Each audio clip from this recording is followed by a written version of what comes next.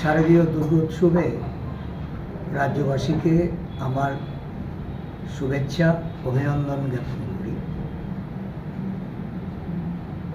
উৎসব চলাকালীন সময়ে রাজ্যে শান্তি সম্প্রীতি বজায় রেখে রাজ্যের আপামর জনগণ আনন্দ উৎসবে মেতে উঠুক, দেবী মায়ের কাছে প্রার্থনা।